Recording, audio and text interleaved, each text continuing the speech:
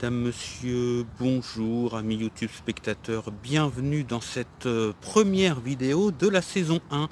Et oui, puisque voilà, je vous avais dit que je serais plus à Bernay dans ma forêt pour les prochaines vidéos. J'avais hâte de venir, alors je suis pas très loin, je suis venu dire un petit bonjour à Thérèse, puisque je suis à la basilique de Lisieux, l'endroit où on entend parler de Sainte Thérèse de Lisieux. Alors je vous ai fait quelques images à l'intérieur, mais la chaîne c'est pas du tout une chaîne religieuse ou quoi que ce soit, mais voilà, vous allez forcément voir des croix, voilà, l'intérieur est quand même magnifique, donc n'ayez pas peur, il n'y a pas de, j'essaye pas du tout d'influencer, d'ailleurs moi-même je ne suis pas du tout pratiquant, pour des raisons qui me sont propres, chacun est libre de ses choix évidemment, mais il faut quand même reconnaître que l'architecture, que l'histoire aussi de ces lieux et la beauté de ces lieux, ça vaut le coup d'être montré, peu importe les croyances. C'est pas parce que on est d'une autre religion ou qu'on est athée que on doit se priver des beaux endroits. Alors je passerai pas ma vie, hein, je suis pas un grand fan des églises, mais là c'est quand même une basilique et une des belles basiliques de France. Donc je vous mets des images de l'intérieur de ce bâtiment là. Vous voyez comment qu'on... Ah oui, c'est pas évident, c'est un peu comme quand on présente la météo là. Voilà, on va se retrouver sous le dôme là. Voilà, j'ai voulu vous montrer un petit peu parce que j'avais vu partager un petit peu. Alors on commence la vidéo, la première vidéo de la saison 1 après que la saison 0 se soit terminée dans la forêt de Bernay. Et bien là je suis pas très loin, faut dire ce qu'il y a, moins d'une demi-heure de train, mais j'ai quand même changé de département et j'avais envie de me faire une balade ici. Alors il y a beaucoup de choses qui se sont arrangées pour moi. Je vous l'avais expliqué, je repartais de zéro dans toutes les vidéos de la saison 0. Je vous l'ai beaucoup expliqué, mais j'ai rencontré des gens qui m'ont dit ça paraît bizarre de recommencer de zéro, qu'est-ce qui t'est arrivé, etc. On a vu tes vidéos, etc., etc. Oui, alors effectivement, je dis beaucoup que je repars de zéro. Alors je vous explique un petit peu, sans tout livrer, ce qui m'est arrivé. Donc là c'est un petit moment de mauvais souvenirs que je vais vous raconter, comment j'ai dû reprendre tout à zéro, comment entre guillemets j'ai tout perdu. Voilà, ce sera la seule vidéo parce qu'à partir de maintenant ça va être la saison 1 et on va partir toujours dans le positif et dans la progression. Voilà. Alors, voilà, ça fait une petite dizaine d'années que les galères ont commencé. Comment expliquer ça? C'est pas évident hein, de se livrer comme ça sur YouTube. Voilà, j'avais un emploi que j'ai perdu, ça j'en ai parlé dans les vidéos, pour licenciement économique parce que je faisais un travail qui était passionnant, mais au sein d'une association, il y a eu des élections, vous savez comment fonctionne une association, à coup de subvention de la ville, du département, de l'État des fois, bon, etc., etc. Et il y a eu des élections, les conditions de subvention n'étaient plus les mêmes, donc j'ai dû quitter mon poste, je me suis licencié économique. Voilà, donc je suis passé de beaucoup de choses, de beaucoup d'activités à rien du tout, donc il y a eu un moment un petit peu de flottement, parce que c'est pas évident à vivre, et voilà, donc ça c'est la première chose. J'ai perdu mon meilleur ami en 2009 qui est parti d'une maladie grave, donc ça a été une épreuve assez terrible aussi, donc je l'avais accompagné dans ses derniers jours de vie, etc. Donc ça fait perdre un petit peu d'énergie aussi. Et puis en 2016, donc il n'y a pas très longtemps, hélas. Puis de toute façon, quoique il n'y a même pas de notion du temps, je dis hélas, mais il n'y a pas de notion du temps. Mais il y a 3 ans, il y a eu un terrible malheur de famille, c'est que j'ai perdu mon frère dans un accident d'avion. Il était pilote, alors il a fait d'abord une carrière dans l'armée, il était dans les transmissions, et voilà, et après il a quitté l'armée et il était mécanicien pour les avions spécialisés en transmission. Et puis il était aussi pilote d'avions, d'hélicoptères, et il était dans l'aéroclub à côté de chez lui, et il a eu un accident grave puisqu'il s'en est pas sorti avec un ami à lui. Ils étaient 2 dans l'accident et hélas ils ne s'en sont pas sortis. Ils se sont écrasés dans un champ de culture, sur des ballots de paille géants. Là-bas, c'est dans le Berry. Ils mettent en tas des ballots de paille, donc 15 tonnes de paille, et l'avion s'est écrasé dessus, ça a brûlé, l'incendie a duré plusieurs jours, ils n'ont pas pu sortir mon frère évidemment, puis il était d'après les pompiers décédé sur le coup.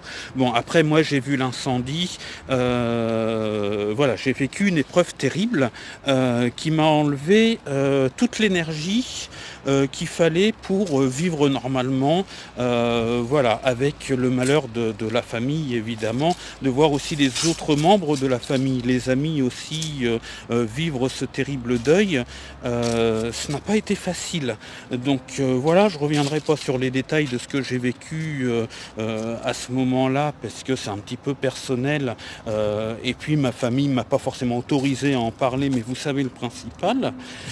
Et un an après, j'ai fait de la colocation avec quelqu'un que je pensais être vraiment un ami, avec quelqu'un avec qui j'avais fait du militantisme associatif depuis longtemps, qui était un peu plus jeune que moi et qui était d'une autre région et qui m'avait demandé de pouvoir venir un petit peu chez moi pour trouver une activité dans la région parisienne. Donc il est venu à Fontainebleau, voilà, il devait s'inscrire dans des écoles militaires, enfin il avait tout un tas de projets. Donc moi, croyant le connaître, on avait fait beaucoup de radio ensemble, on avait beaucoup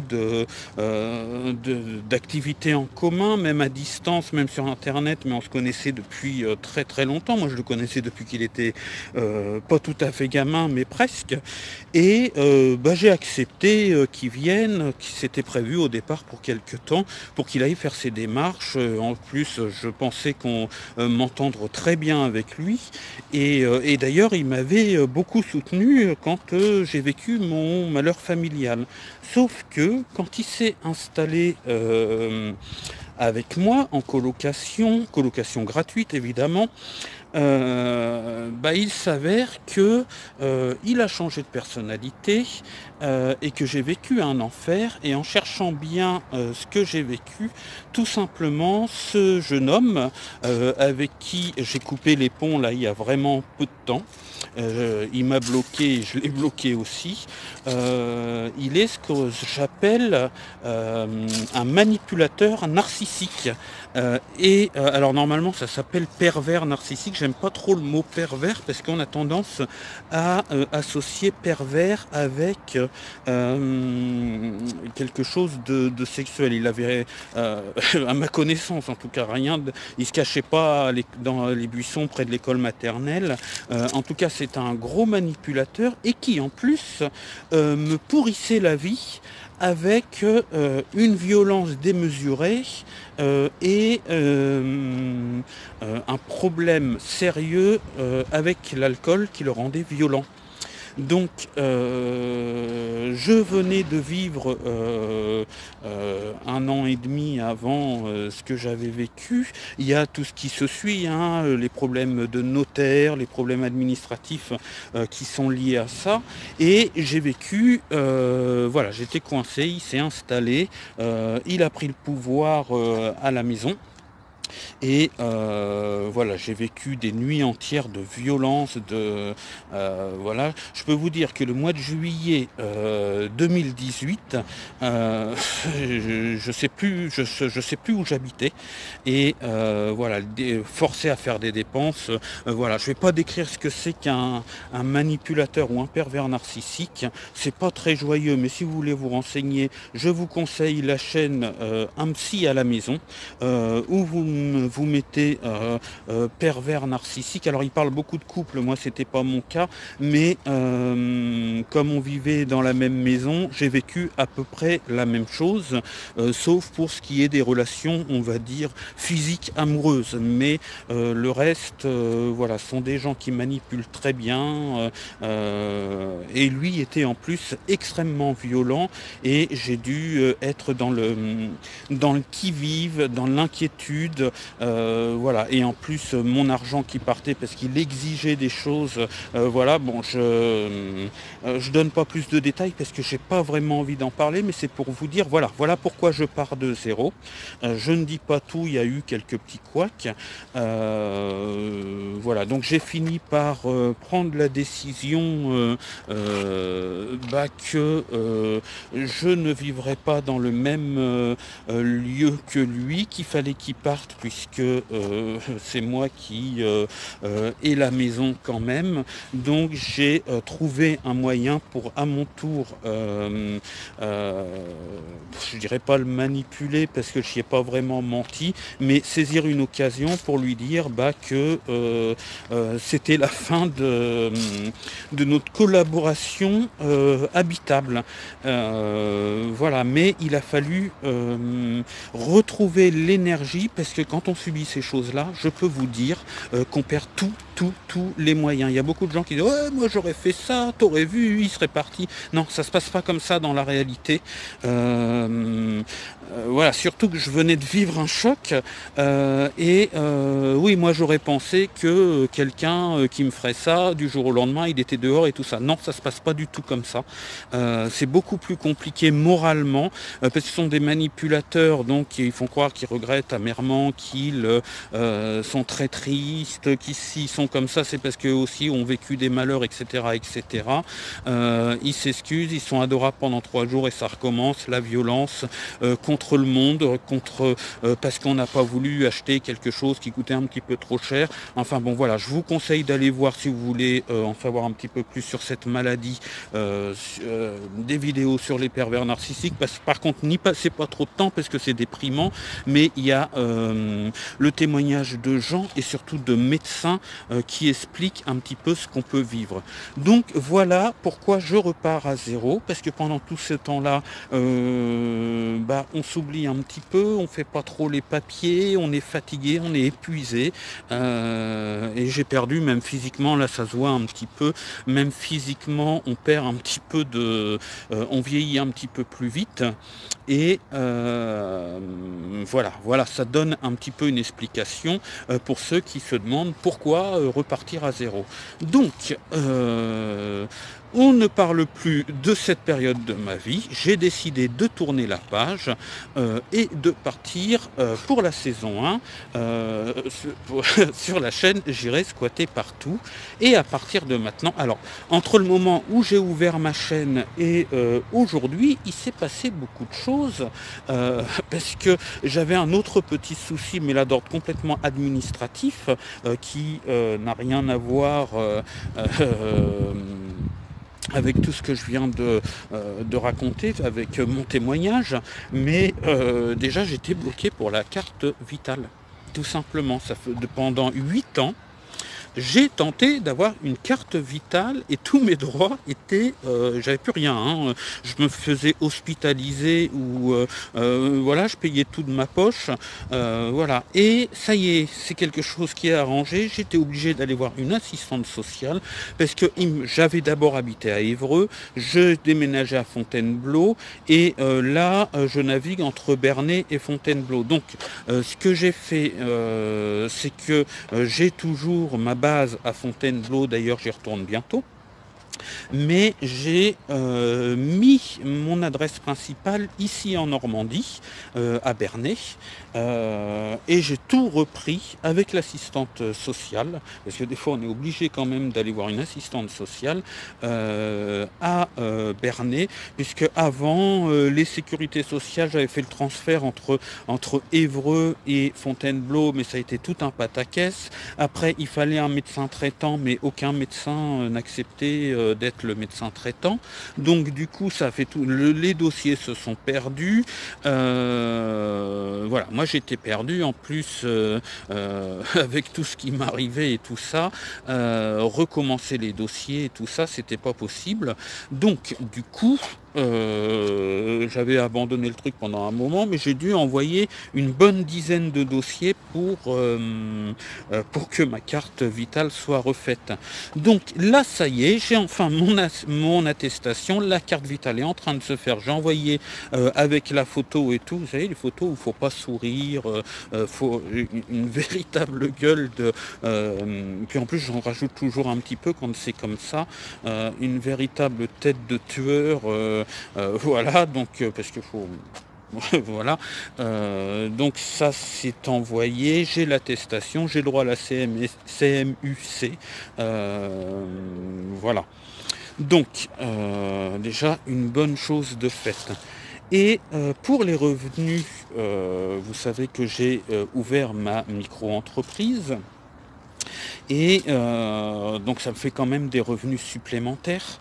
Et grâce à cette activité, j'ai le droit à ce qu'ils appellent, je crois que ça s'appelle encore comme ça, la prime d'activité.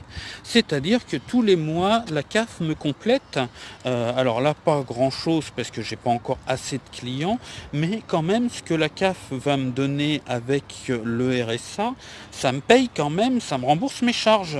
Donc c'est pas inintéressant puisque faut quand même compter par rapport à ce que me donnent mes clients pour le travail 25% de charge, c'est-à-dire quand même un quart du prix que je leur demande. Et là, je suis encore exonéré de quelques pourcents pendant un petit temps, mais voilà, c'est quand même un quart de ce qu'on gagne qui part à l'URSSAF. Et c'est pas rien, surtout quand on n'a pas encore énormément de clients. Donc là, j'ai la CAF qui, grâce à cette prime d'activité, avec les quelques clients que j'ai pour l'instant, me rembourse quand même, mes charges sociales, ce que je paye pour l'instant. Donc c'est quand même pas négligeable. Et puis, comme vous le savez, je suis dans une boîte intérim associative où je vais pouvoir avoir plusieurs missions de travail qui me seront rémunérées. Mais alors là, ça coince aussi parce que dans l'administration, il y a quand même des couacs. C'est que pour avoir le véhicule que l'association prête, me loue, il faut demander un document administratif au Pôle emploi et le Pôle emploi n'a pas voulu me le donner. Alors pourquoi il n'a pas voulu me le donner? Parce que il estime qu'il faut avoir déjà un contrat de signé pour pouvoir avoir le véhicule. Sauf que l'association qui prête le véhicule, alors je ne sais pas pourquoi ils font un papier administratif entre eux, pourquoi c'est pas directement l'association, ça je sais pas, c'est leur système à eux, je ne sais pas, mais en tout cas c'est comme ça. Et l'association, c'est elle-même qui m'a envoyé vers le Pôle emploi pour... Enfin bon, c'est tout un bordel. J'ai dû expliquer, alors j'ai été très mal accueilli par un monsieur très sympathique mais de très mauvaise humeur ce jour-là au Pôle emploi, qui me dit je ne prête pas des véhicules comme ça. Donc je me suis permis de le reprendre en disant monsieur, vous ne prêtez pas de véhicule parce que le véhicule ce n'est pas le vôtre. Voilà, et je lui explique le fonctionnement et pourquoi je demande le véhicule, mais il reste sur sa position. Je ne prête pas des véhicules à n'importe qui. Excusez-moi monsieur, mais peut-être qu'on ne se connaît pas, mais je ne suis pas n'importe qui. Je suis inscrit à l'association. C'est l'association qui gère les véhicules. C'est l'association qui demande ce document administratif. Pouvez-vous me le donner s'il vous plaît? Et comme l'association gère le parc des véhicules, si l'association estime que ça sert à rien de me le louer, ils me le loueront pas, mais c'est pas vous qui décidez. Bon bref, ça n'a pas marché, donc j'ai contacté l'association qui était pas très contente, qui m'a dit si il doit vous prêter un véhicule, vous donnez ce papier, ce document administratif. Nous on a un véhicule pour vous, alors ce sera pas une voiture, ce sera un scooter pour l'instant, mais voilà, donc j'ai écrit à ma conseillère du Pôle emploi qui m'a dit exactement la même chose que le monsieur. Je suis désolé, je comprends votre désarroi, mais non. Donc pour l'instant, c'est entre l'association qui désire que je puisse leur louer un véhicule et le Pôle emploi. Alors l'association devait me rappeler parce qu'ils ont eu une réunion avec eux, ils m'ont dit on va obtenir ce papier nous et vous pourrez louer le véhicule, mais pour l'instant, bon, j'ai pas de nouvelles. Ils devaient me rappeler, donc je les rappellerai incessamment sous peu. Et je pourrais bénéficier d'un petit scooter pour 30 € par mois pour pouvoir aller faire mes missions, mais que j'aurai le droit aussi d'utiliser pour les loisirs. Voilà, je l'aurai pendant 6 mois minimum, renouvelable, et je peux changer de véhicule. Et comme j'ai le problème du permis de conduire, il y a aussi, je pourrais peut-être avoir une petite voiture sans permis. Alors là, ils m'ont dit, je voudrais pas vous désespérer, les voitures sans permis, on en a que 3 et vous n'êtes pas le seul à demander. Donc on verra bien, mais en attendant, j'aurai un petit scooter on partira en road trip, en scooter. Alors, Lisieux, c'est pas très loin de la mer, et je suis pas très loin de Bernay, là. Donc, partir en scooter à Deauville, à Houlgat et tout ça, ça pourra certainement se faire au printemps, peut-être même pendant l'hiver, s'il y a un jour où il fait pas très trop moche, et ben on partira avec une petite tente, faire des road trips grâce à leur scooter. Alors là, je vais arrêter la vidéo parce que malheureusement, je vais pas arrêter, je vais faire une pause sur la vidéo parce que malheureusement, il se met à pleuvoir. Je vais aller me boire un petit truc en ville. Je vous ferai quelques petits plans de coupe justement dans le centre-ville de Lisieux. Et après, je clôturerai cette vidéo. Je vous dis à tout de suite dans un petit bar dans le centre de Lisieux. Et voilà, je vais me mettre à l'abri.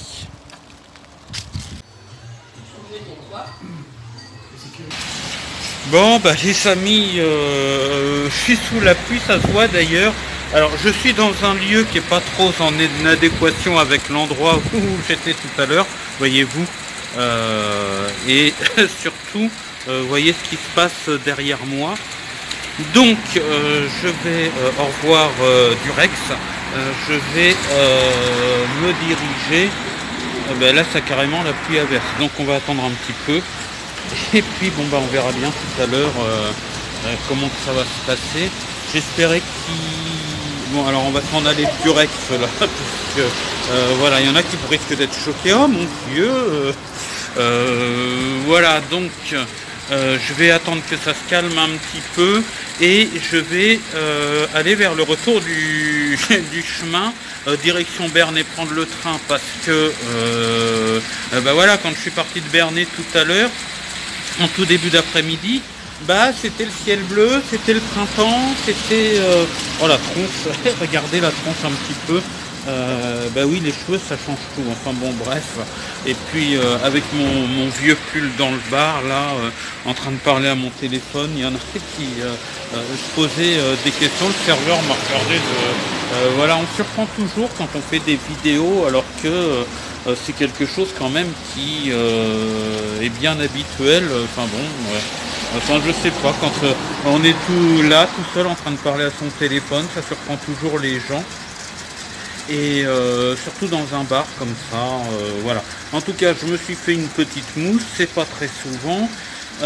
Voilà, pour finir ce que je disais, on va finir la vidéo ici, dans un endroit pas très sympathique de Lisieux.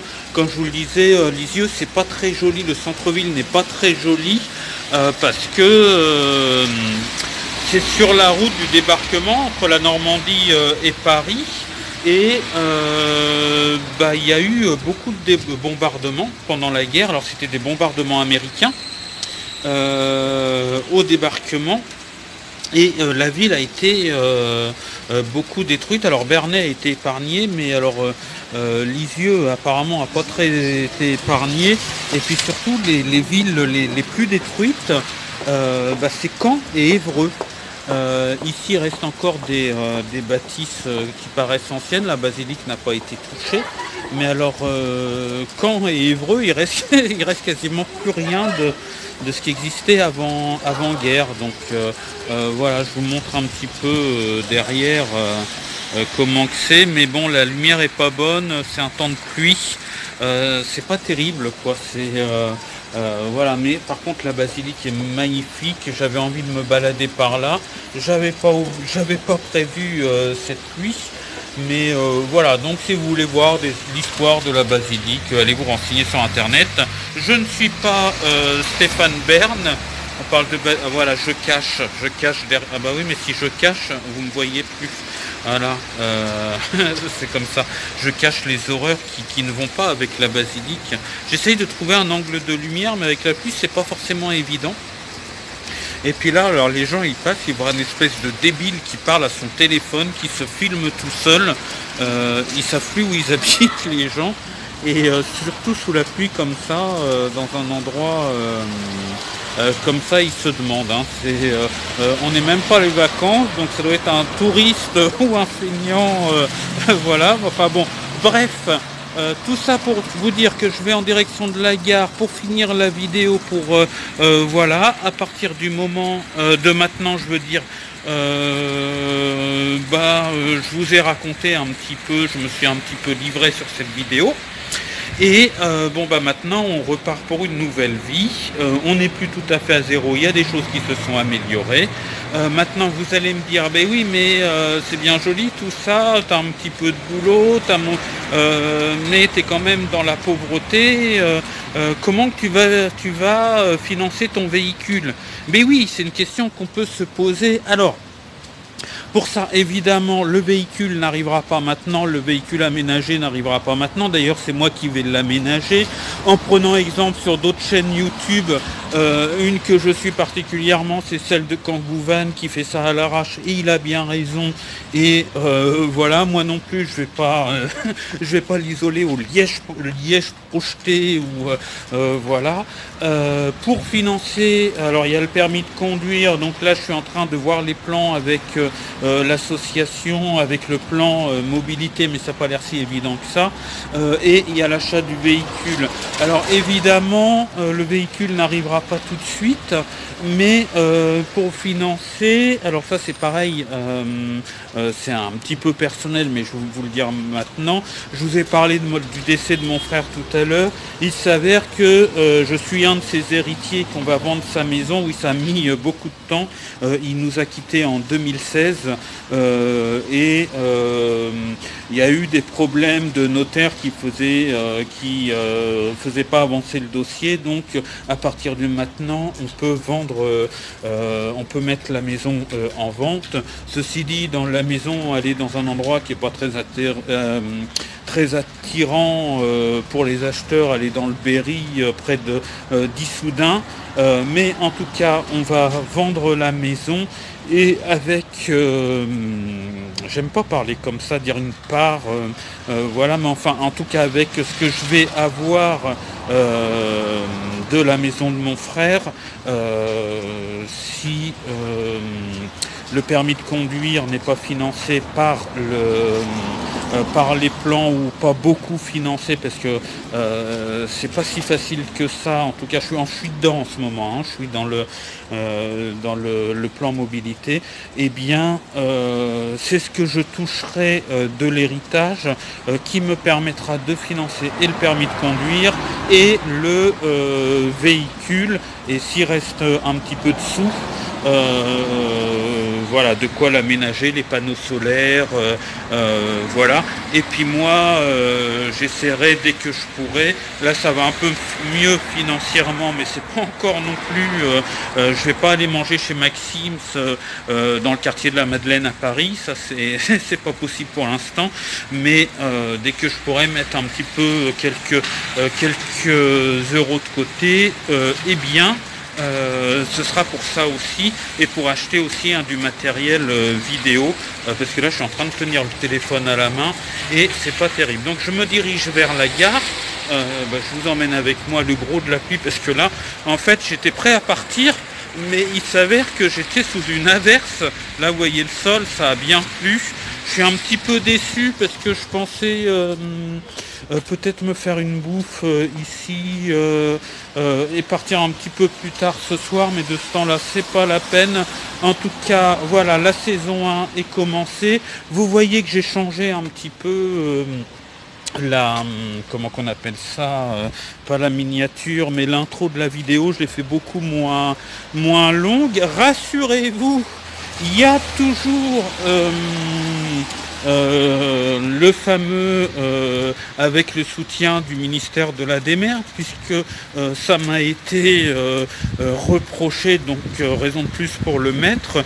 Il paraît que je vais avoir les CRS assistés de la BRI certainement, et peut-être avec le soutien du FBI qui viendrait spécialement chez moi pour m'arrêter parce que j'ai mis avec le soutien du ministère de la Démerde. Donc du coup maintenant ça c'est à la fin. Je ferai peut-être une intro un petit peu plus travaillée après, ou celle-là suffira, je sais pas. Je me suis pas trop foulé, mais il faut dire que je suis toujours dans les mêmes conditions de montage. Bonjour les gens dans les immeubles là. Voilà, et, merci, on me laisse passer, ça c'est très gentil. Donc du coup ça a changé un petit peu pour cette saison 1. Je me dirige vers la gare de Lisieux. D'ailleurs oui non c'est bon, je viens pas très souvent à Lisieux. C'est vrai que c'est pas loin de Bernay, c'est plus grand de Bernay, voilà, mais c'est une ville que je connais pas trop en détail. Je suis venu 4-5 fois et voilà, donc j'ai presque l'impression de faire du tourisme. Et faut pas que je me paume, parce que le train est dans pas si longtemps que ça. Enfin bon, si je le rate, je reprendrai un ticket, c'est pas très grave. Et il manquerait qu'il y en ait plus. Voilà. Enfin bon, c'est vrai que les trains, c'est un petit peu la galère. D'ailleurs, quand je suis arrivé, ils annoncent l'arrivée dans les gares en anglais en premier maintenant. Alors qu'on est en France. Alors j'ai rien contre nos amis les Anglais, les anglophones, mais quand même. Et même on doit, pour les Anglais qui viendraient visiter le pays, faire en sorte qu'ils comprennent où ils sont. Mais voilà, c'est annoncé d'abord en anglais. D'ailleurs j'ai été surpris parce qu'il y avait l'annonce en anglais qu'on arrivait bientôt, et après plus rien. Je me dis merde, ils parlent pas que en anglais dans les trains, parce que alors là c'est quand même voilà, on n'a plus de langue, on n'a plus de français. Merde, je regarde mon écran de téléphone, et du coup j'ai failli me faire écraser. Bon bref, on parle en anglais, on parle plus en français. Puis au bout de 5 minutes, ils ont quand même dit l'annonce en français. Mais j'étais surpris, quoi. C'est qu'on parle en anglais pour annoncer aux touristes anglais, en allemand, en langue qu'on veut, oui. parce que les gens sont bienvenus dans notre pays, mais je trouve, moi, qu'on devrait commencer quand même par annoncer en français. Enfin bon, bref, c'est pas ça qui va me faire mourir, et puis je savais très bien où j'étais, mais j'étais quand même légèrement surpris. Enfin bon, il y a plein de trucs qui ont changé, il y a eu des trains qui ont été annulés, voilà, donc vivement que je puisse avoir le véhicule et que je n'ai plus besoin. Alors si pour Paris je continuerai à prendre le train, mais alors là la SNCF, plus ça va, plus les billets sont chers et moins il y a de services et moins c'est facile de prendre le train. Donc voilà, c'est simplement ce que je voulais dire par rapport au train. Et puis voilà, j'avais envie de mettre une vidéo, de commencer cette première saison en dehors de ma petite forêt. Alors ça change, hein, vous n'avez pas l'habitude de me voir dans des endroits comme ça, plein centre-ville. Vous devez vous demander si je suis pas complètement perdu, tout ça. Non, non, je vis aussi sur Paris, vous inquiétez pas. Vous m'avez toujours vu dans mes arbres là, enfin pas dans les arbres mais dans les bois, et me voilà en plein centre-ville. C'est vrai qu'en vidéo c'est la première fois, mais il y en aura d'autres hein, maintenant. Voilà, on commence la saison 1. Voilà, je sais plus trop quoi vous raconter. Je vais faire des... Alors cette vidéo là est un peu longue parce que c'est la première et c'est normal. Voilà, non. Alors il y a des gens ici. Alors c'est assez marrant. Ils ralentissent pour faire du genre je te laisse passer.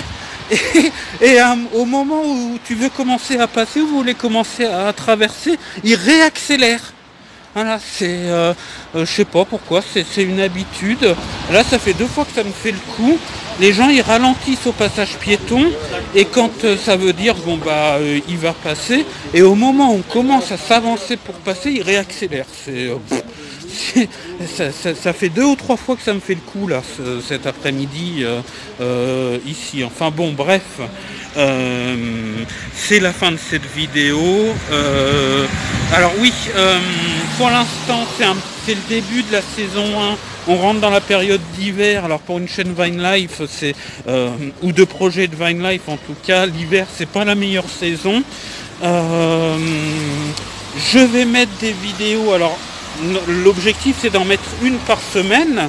Mais pour l'instant ça va être difficile d'en mettre une par semaine parce qu'il faut avoir du contenu, donc j'essaye d'en mettre le plus possible, mais sachez que les vidéos ce sera le week-end entre le vendredi soir et le dimanche soir, donc je peux pas vous dire les dates exactes, que ça dépend des possibilités du semis entre guillemets, hein. Ouais, ça c'est du colombage, c'est bien normand ça, hein.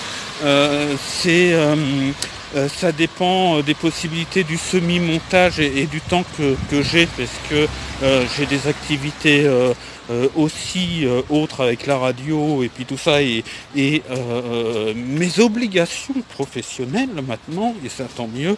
Mais voilà, pour l'instant ce sera pas une vidéo par semaine, ce sera le plus souvent possible, et le plus rapidement possible ce sera une vidéo par semaine. Voilà, je vous dis ciao, bye bye, sortez couverts et portez-vous bien. J'arrive à la gare de Lisieux, direction Bernay, et bienvenue pour cette première saison cette saison 1 de J'irai squatter partout.